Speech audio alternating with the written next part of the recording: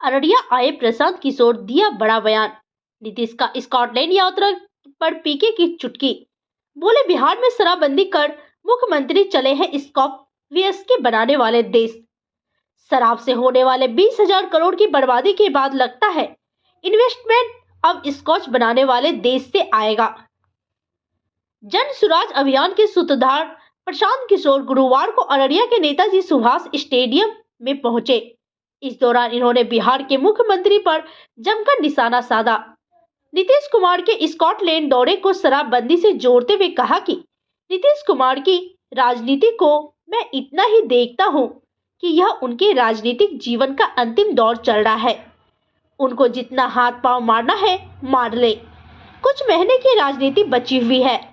JDU as a दल का कोई भविष्य नहीं बचा है। बिहार में जदयू अब खत्म हो रहा है। अब देखिए ना नीतीश कुमार की बात। आपके और हमारे मुख्यमंत्री गए हैं स्कॉटलैंड। बिहार में इन्वेस्टमेंट लाने के लिए स्कॉटलैंड में एक ही इंडस्ट्री है। स्कॉटलैंड तो 3 बातों के लिए जाना जाता है। स्कॉच विस्की का नाम आप सुने होंगे। तो जिस राज्य के मुख्यमंत्री शराबबंदी की बात कर रहे हैं वे दुनिया में वहां गए हैं जहां स्कॉच बनता है, जो स्कॉच के लिए फेमस है। तो नीतीश क्यों गए हैं वहां? स्कॉटलैंड तो जाना चाहते हैं मेडिकल की पढ़ाई के लिए। इसके लिए वहां पर ऊन भी बनता है और बिहार में इतनी ठंड पड़ती नहीं है, शराब यहाँ बिकती नहीं है।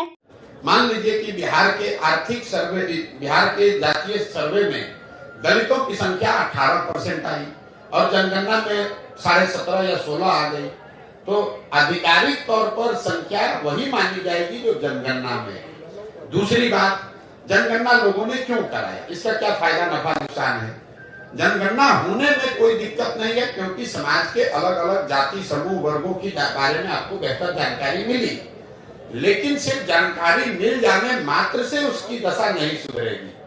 बिहार में प्रति व्यक्ति आय 35,000 रुपया है, देश में 1,35,000 है। ये जानकारी तो आपको पहले से है। तो क्या इससे बिहार के लोगों की आमदनी बढ़ जाएगी? बिहार में सिर्फ 5% लोग ही कॉलेज तक पहुंच पा रहे हैं, ये जानकारी तो आपके पास है। तो क्या इससे लोगों की शिक्षा की स्थिति सुधर जाएगी? सिर्फ ये ऐसे हुआ कि कोई पुस्तकालय है, लाइब्रेरी है, वहां आप गए, वहां पर सारे पुस्तकें हैं, उससे तो आप पढ़ लिख कर विद्वान नहीं हो जाइएगा। उस पुस्तक को पढ़ना भी पड़ेगा और आप में वो क्षमता भी होनी चाहिए। जो यहाँ पर जातीय सर्वे कराया गया वो नीतीश कुमार का एक प्रयास था कि इसका राजनीतिकरण करके एक बार समाज को फिर बांटकर इसका राजनीतिक लाभ उठाया जाए। मैं पहले दिन से कह रहा हूं कि इसका कोई राजनीतिक लाभ नहीं मिलेगा और इसका प्रमाण ये है कि जो नीतीश कुमार जातिगत सर्वे के आधार पर चुनाव लड़ने, प्रधानमंत्री बनने गए थे, वही भागकर जाकर भाजपा में शामिल हो गए। तो अगर जातिगत सर्वे का चुनावी फायदा होता तो नीतीश बाबू भागकर भाजपा में क्यों जाते? इसका कोई चुनावी फायदा नहीं है। एक और जो महत्वपूर्ण बात है जातिगत सर्वे, सबसे महत्वपूर्ण बात, जातिगत सर्वे जो बिहार में आया वो आपको क्या दिखाता है? जिन जाति समूहों के वंचित होने, पिछड़ा होने की बात पिछले 40-50 साल में कही जा रही है, उन जातिगत समूहों की आर्थिक, सामाजिक, शैक्षणिक स्थिति में कोई सुधार नहीं हुआ है। ये नीतीश लालू जी ने जमीन पर पड़े हुए कीचड़ को अपने मुंह में लगा लिया। अब सवाल ये होना चाहिए कि भाई 30-32 साल से जिन जाति समूहों के नाम पर आप राजनीति किए, जिनको बल देने, आवाज देने, शिक्षा, रिजर्वेशन देने के नाम पर आप गद्दी पर बैठे, उनकी स्थिति तो बदली नहीं। तो इतने दिन से तो आप सबको बेवकूफ बना रहे थे और उनकी हकमारी की किसने? पूरे बिहार में 32 साल से राज कौन कर रहा है? लालू कर रहे हैं, नीतीश कर रहे हैं। तो किसने इसको रोका है कि मुसलमानों को, पासमंदा समाज के लोगों को आप गृह मंत्री बना दीजिए? किसने नीतीश कुमार को रोका है कि किसी महादलित को आप यहाँ पर फिनेंस मिनिस्टर बना दीजिए, सड़क का मंत्री बना दीजिए, शिक्षा मंत्री बना दीजिए? किसी अति पिछड़ा समाज को आप जल संसाधन मंत्री बना दीजिए? आज तक बनाया? ये लोगों का ये वोट लेते हैं, लेकिन जब सरकार बनती है तो उसमें जितने बड़े विभाग हैं वो तेजस्वी यादव रहेंगे, वो नीतीश कुमार रहेंगे। 18 साल में नीतीश कुमार ने गृह मंत्रालय नहीं छोड़ा, किसी अति पिछड़ा को गृह मंत्रालय दे दो।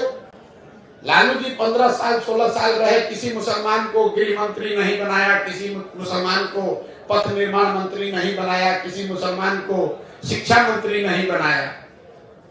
तो ये तो बेवकूफ बनाकर वोट लेने की बात है। और जातिगत सर्वे के आधार पर इन लोगों ने ये दिखाया, ऊपर वाले ने इनके हाथ से ही करवा दिया कि देखो तुमने इन समाज के लोगों का एक्सप्लॉयटेशन किया, इनको बेवकूफ बनाया, इनके लिए किया कुछ नहीं।